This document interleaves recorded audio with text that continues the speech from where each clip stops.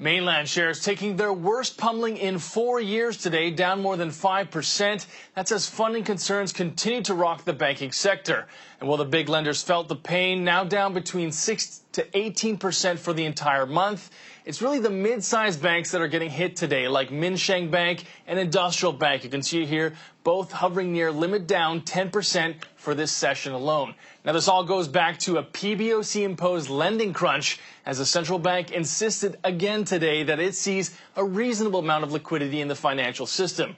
This next chart, though, shows why the market disagrees. Interbank lending rates have been extremely volatile, spiking as high as 30% in the last few sessions. Now, that's eased somewhat today, but the PBOC is still not injecting funds into the market because it wants to wean smaller banks off this cash source, according to Citi's John Woods.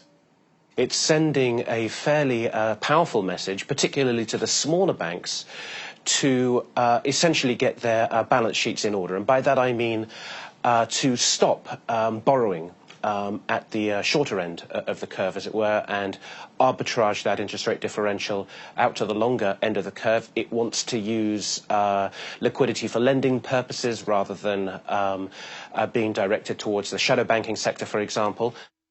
Now, if you're a foreign investor, it means you're mostly exposed via Hong Kong listed stocks, and those weren't spared the pain either. The Hang Seng down by a couple percent for the session. But it was the casino shares like Galaxy and Sands, whose fortunes are directly tied to credit conditions in China, that were the worst hit, both down over 5%.